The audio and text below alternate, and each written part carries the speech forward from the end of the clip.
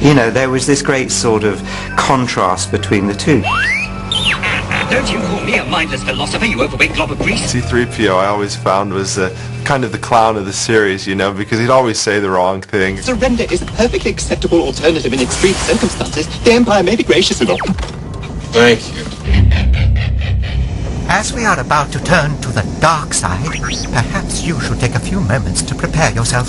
After all, we'll be meeting the Dark Lord of the Sith himself. Oh my.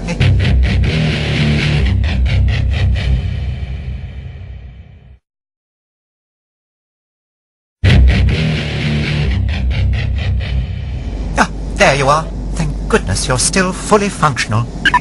Yes, we have a great deal to show you, so do try and keep up. Looking back at some of the fearsome characters we've had to confront, it's a wonder we're still in one piece. I even thought our masters were doomed, for sure.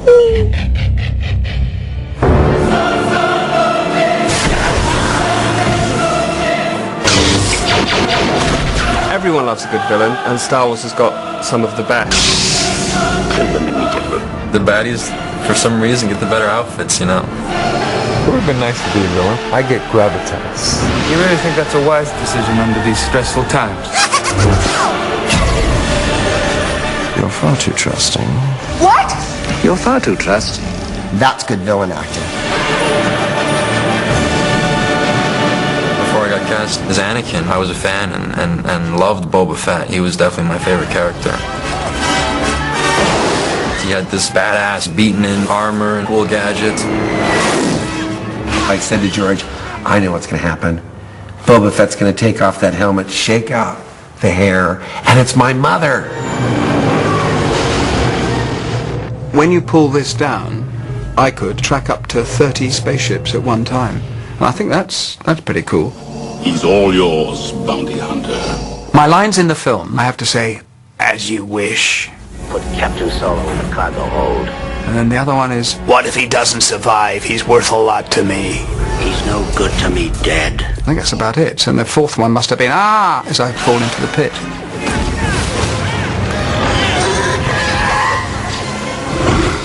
One of the basic rules of storytelling is your story is only as good as the villain, because it really does determine the whole gravity of the piece. The Sith have been extinct for a millennium. I do not believe the Sith could have returned without us knowing. Hard to see the dark side is. What is a Sith? I'm often asked that.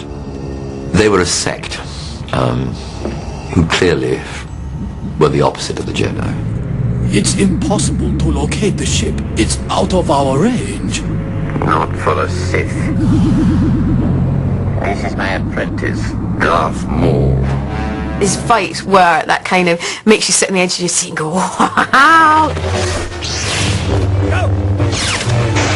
Tell them to take off! George was adamant about the fact that lightsabers are like 40 pounds.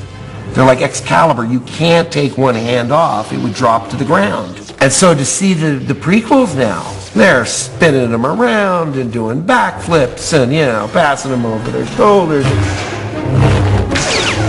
Well, in the first three films, you're seeing experienced Jedi at the height of their power, fighting to the best of their form. And then you get to episode 4, and it's quite a bit later. Obi-Wan's an older man.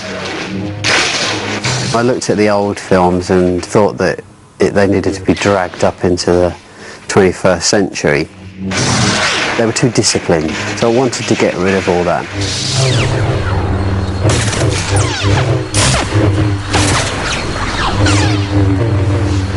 It's intense, it's fast, and you can see it. I hate seeing movies where you're seeing the guys jumping around and it's cut and you see the foot moving and then you see a reaction, and it's really nice to actually see what has been done, and I think that's what's so appealing to the fight. The thing about Darth Maul is that I really found him a little bit monosyllabic.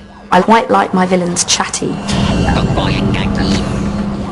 I don't know why he says so few lines. I think maybe it's something to do with shyness. Lord Maul, be mindful. Let them make the first move. Yes, my master.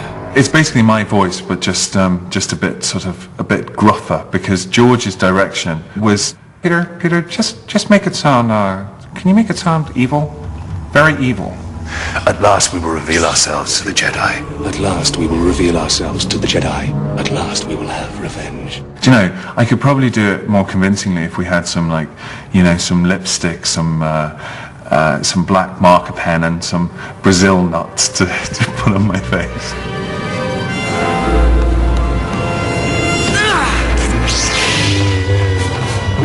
I kind of wish we saw more of him. He got so little screen time, but everyone loved him.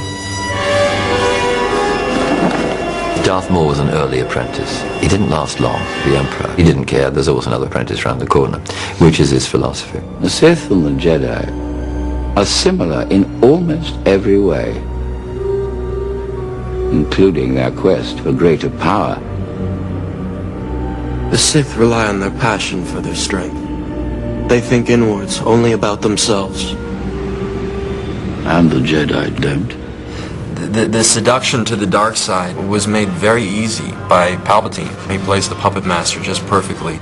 What was a very simple good versus evil has now become about how good people can turn evil. I'm not the Jedi I should be. I want more. And I know I shouldn't. It's interesting how it was always about Luke. He was the sort of hero and it was about his journey, but actually now we realise that the whole it's all been about Darth all along. And I think it's a great way to explore a very fundamental idea that, you know, you kind of born as an innocent and then life experience turns you and changes you, and before you know it you've turned into Darth Vader. Sort of see the visual of me encapsulated in this suit was phenomenal. I mean, very empowering, you know, to sort of be in Darth Vader. It makes you feel very beastly. And I loved Vader. I just loved him from day one. And I remember, I think I asked George, I said, are you going to cut to two pilots saying, oh, that's the Dark Lord of the Sith, he's the most evil man in the galaxy, but, you know, a little exposition here. He goes, nah, he's all in black and we'll put some scary music in there.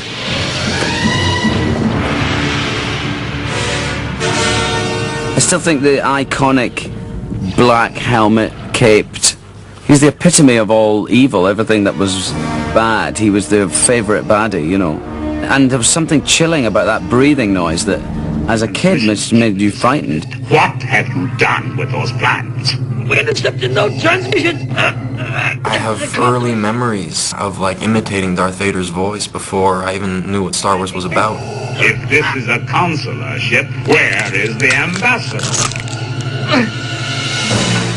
When we were in the recording studio, I had this fantasy of being like the new James Earl Jones. And they said, who's this? And I went,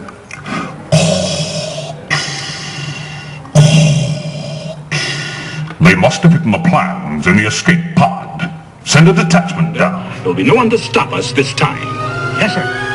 so I'm not really. I'm sort of more of a little, I don't know what I am. A tiny little pea compared to him. If it wasn't the terrors of the dark side we had to deal with, it was disgusting creatures like those Jawas. I simply can't abide them, you know.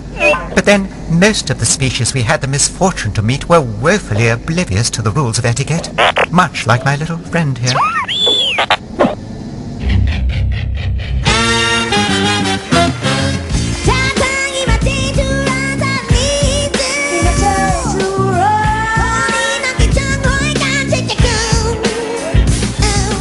In the Star Wars universe, it felt like people lived there, and therefore the aliens had to have their own kind of history and backstory, and to this day, all the aliens in the prequels, there's huge backstories for all of them. Aside from the look of the characters and the environments, the other thing about a believable universe is language. They wanna wonder. Oh my. Do you wanna let go? There's dozens of languages in it. Not only is there Huttese, the Tusken Raiders speak a language. Chewbacca, there's Wookiee, which is completely indecipherable. He still communicates, but he does it in different ways. Well, you said it, Chewie. I'm sure they went back and studied all kinds of remote and inaccessible language. Wattanese is gibberish. Chat wara. Ting mi chasa hopa. But it was scripted in English, and it said sort of, you know, in brackets above it, you know, to be spoken in Wattanese, and then the whole thing goes on in English. Didn't really bother to talk to George about it before we arrived on set that day, and nor did he bother to talk to me about it, you know. But no, he was like, just make it up, you know. As long as it doesn't resemble English, you're okay. Mi boska da Shmi Skywalker. Not just languages, but dialects of the languages. And may the Force be with you. May the Force be with you. May the Force be with you. It's an energy that combines us, brings us all together, and enriches our lives.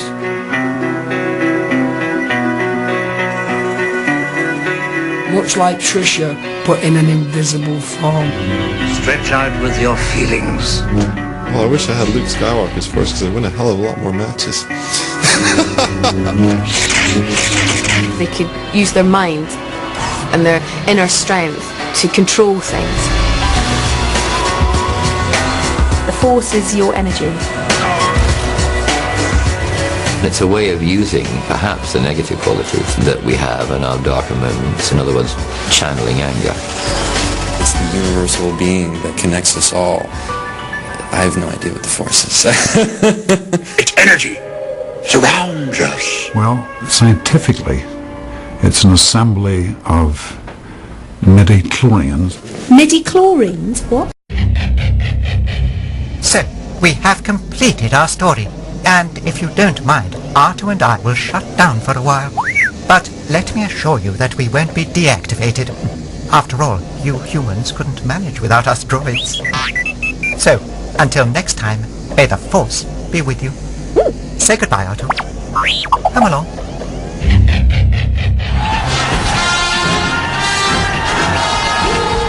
My love for Star Wars has remained constant even after my involvement. It still stems from what originally attracted me to the films, and to be a part of that has been pretty cool for me. Star Wars gave audiences around the world a global subject of innocent pleasure. Everybody, even 8-year-old kids, can recognize this as sort of an adventure saga. And there were no books to take the stories from. All of these 6 stories come out of the mind and the brain, basically, of one man.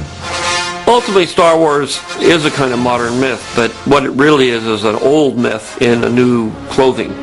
It's really hard to be cynical about something that really inspires, especially young people. And they don't know how old these movies are because we're not sporting wardrobe or driving cars that really dates us. They can look at this thing and a 9-year-old thinks it's new. I'm sad that it's all over, but it is the end of an extraordinary cinematic saga. 30 years. There has to be a future. What do I think the future holds? I've heard he's going to release them in 3D. I think it'll probably be TV.